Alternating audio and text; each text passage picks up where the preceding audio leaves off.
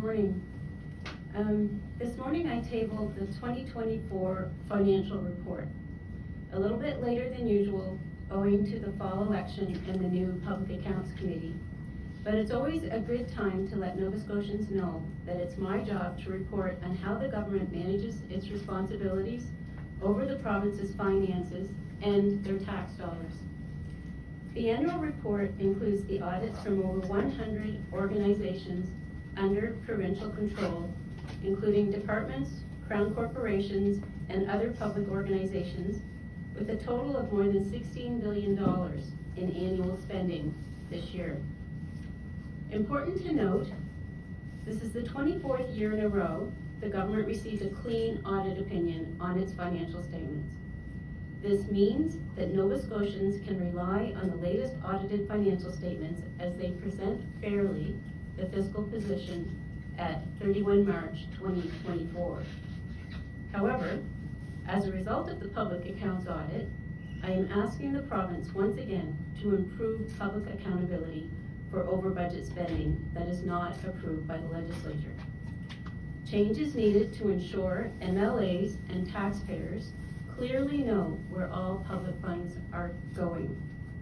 Over-budget spending has significantly increased in recent years, with a total of $7 billion approved in the last decade, and $1.4 billion in the last fiscal year alone.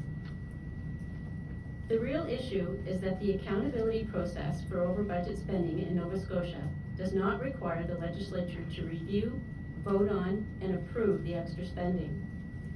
That process is followed in other provinces across Canada and at the federal government. I believe that change is needed to the legislation to provide more transparency.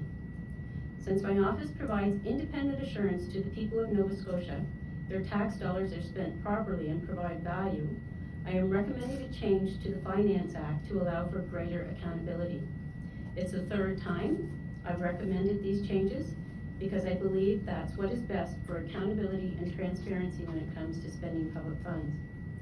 Other items covered in today's report include alternative procurement, also known as untendered contracts. According to information provided by the Department of Service Nova Scotia, there was $2.4 billion in untendered contracts awarded by the province and Nova Scotia Health since 2019-20. These contracts don't go through a competitive bid process. $7.5 billion in health-related spending and capital asset acquisitions. 6 entities together reported $7.1 billion in healthcare operational expenses for 23-24. Additionally, $457 million was spent on health-related capital assets during that time period, bringing the total spending to $7.5 billion. Travel nursing costs increased by $95 million in 23-24, bringing it to a total of $154 million for the year. The province relied on travel nurses who are being paid up to double the hourly rate of full-time nurses to fill vacancies while it awaits the hiring and training of more nurses.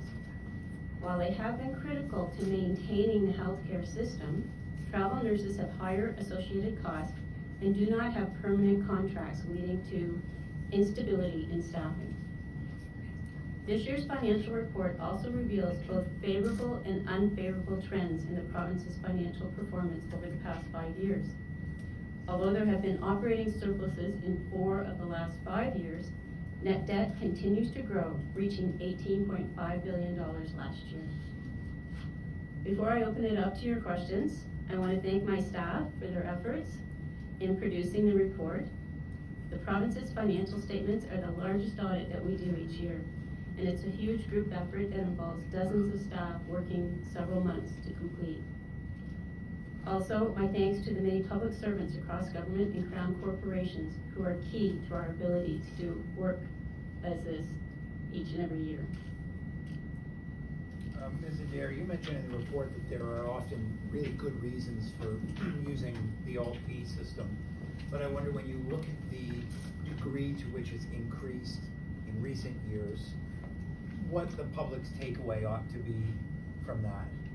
So the section on alternative procurement, we explain sort of the processes around when it makes sense in the process that they follow when they don't have, when they have untendered contracts.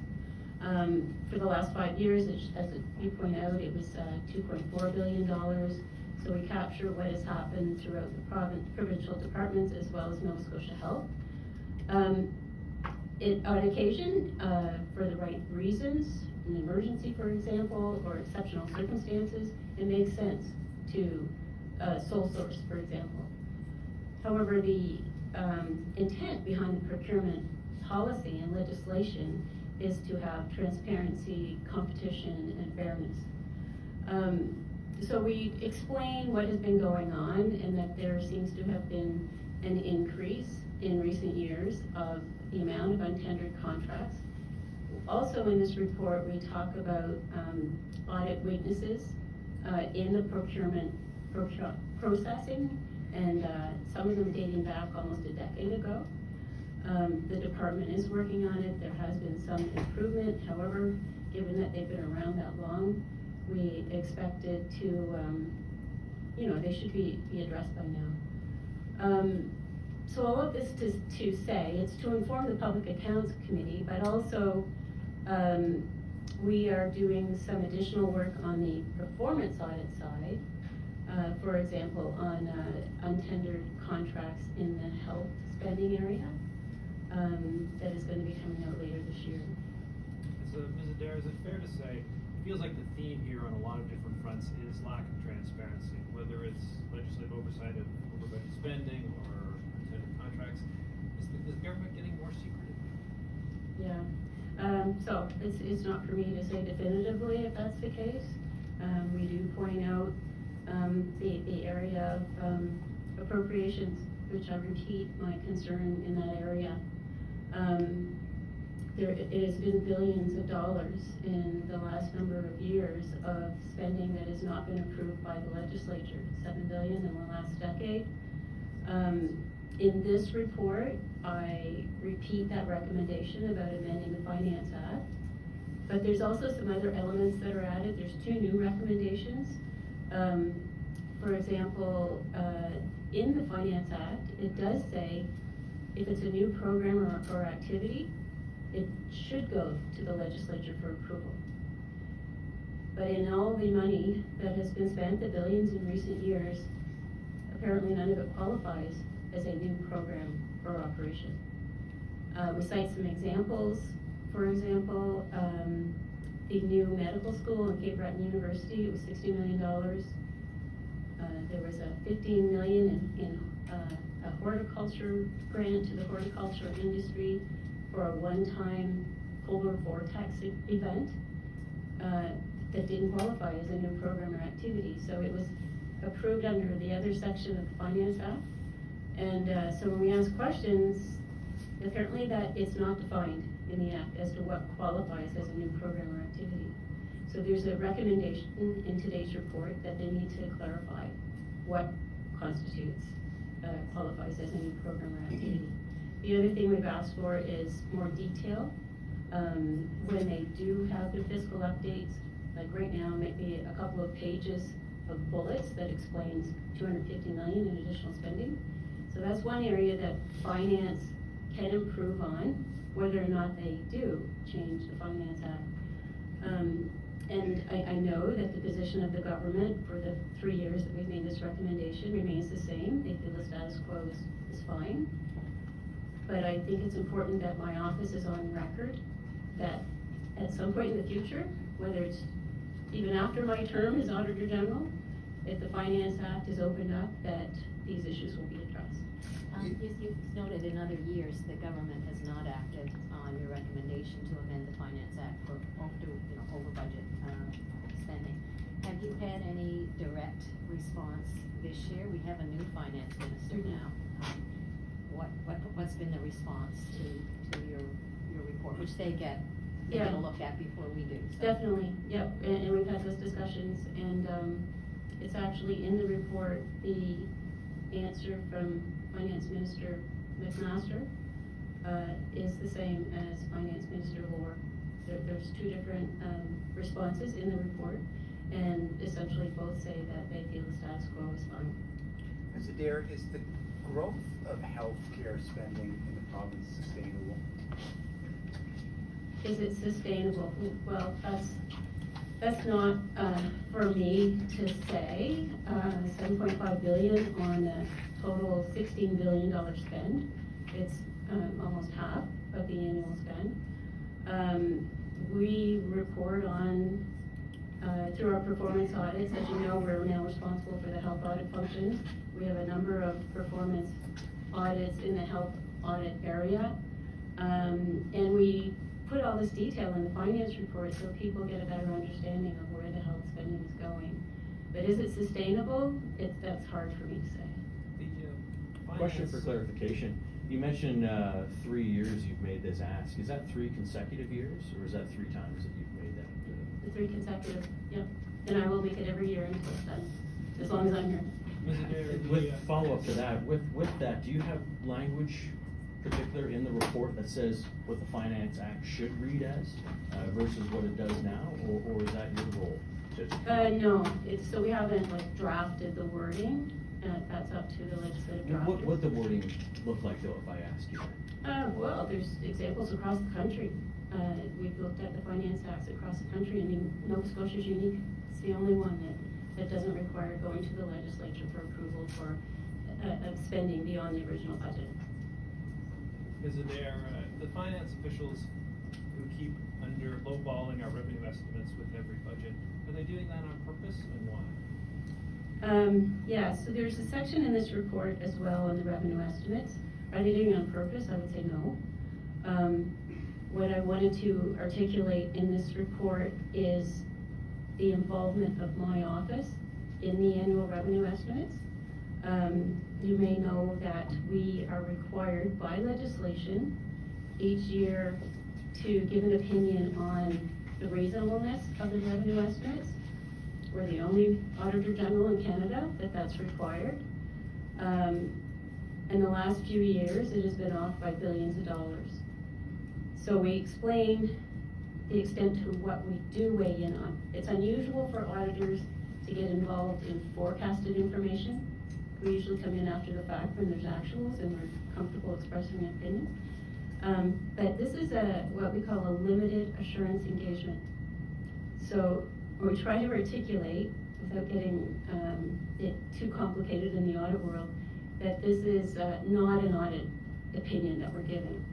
Essentially, we're saying that the estimates used by Finance and Treasury Board, or the assumptions that they use to build into their econometric modeling and forecasting were reasonable at that point in time. That's what we say. The last few years, we've added a paragraph called a significant inherent limitation. Again, very technical. Essentially, it's a warning that there's risk inherent in these numbers. And at the end of the year, it's highly unlikely, but those numbers are going to be close to what they were at budget time. So we're trying to put that caution and explain our role. I find that sometimes in the committee hearings and in the legislature, references are being made to the assurance that the Auditor General has given to the revenue estimates.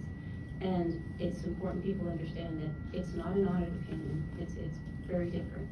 Getting back to the need to improve transparency, did your office find something with respect to the procurement portal, which wasn't quite as it should be?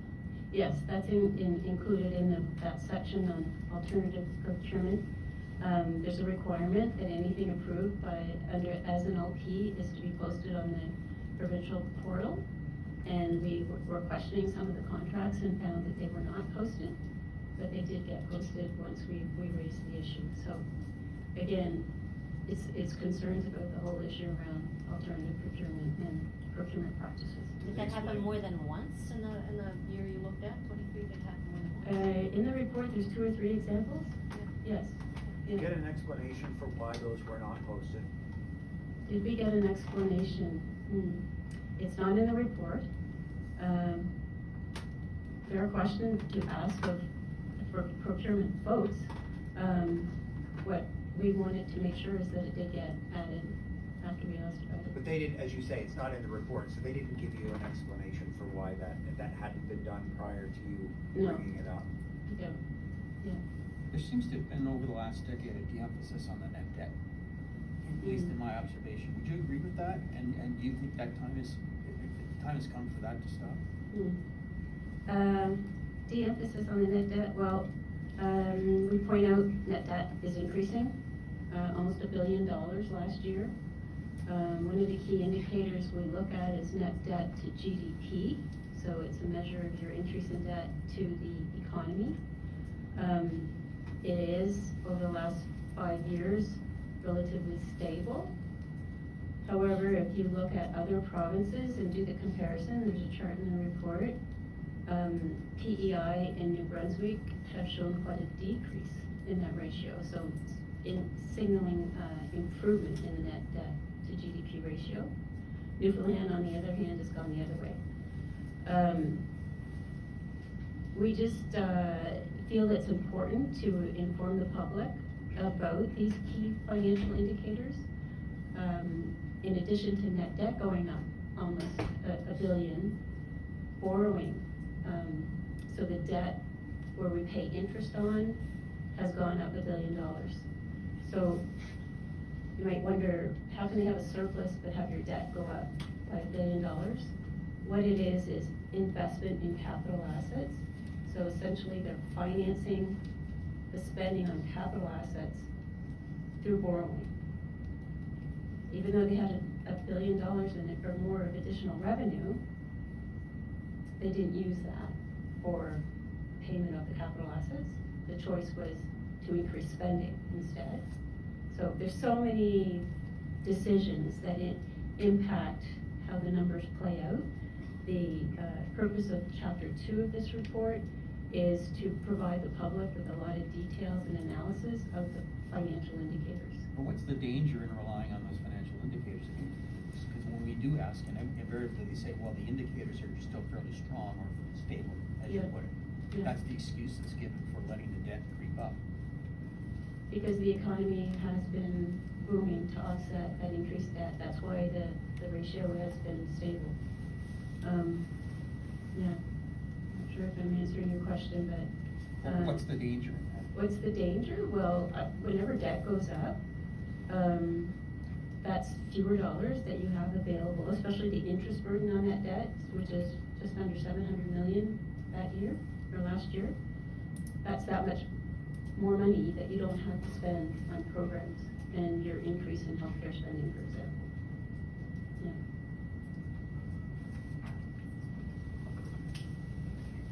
Any other questions?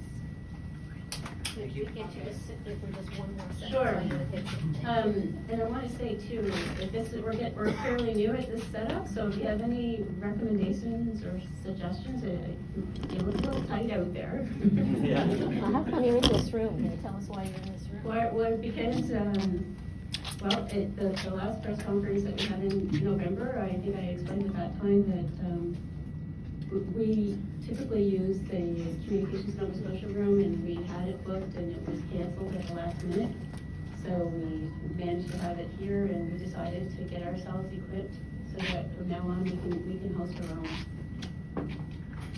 So, Did Speaking of communicate- which, sorry. Did Communications Nova Scotia say why you couldn't use the government facility? no, No. it's just canceled at the last minute. And speaking of which, we'll be back here, maybe in a different configuration, What's the biggest space? on March the 4th for our Funding to Universities report. And if you do have any comments about how things should be laid out, maybe a table over there, could you email me and let me know what might work a little bit better? We're just trying to make it as accessible as possible. So, yeah, thanks so much. Thank you. Thanks very much. Yeah, thank you. I just let them stand. Yeah, I think maybe if we have, you and Mr. Rankin come over this way, we can move the cameras You where can they use are. this wall if you want.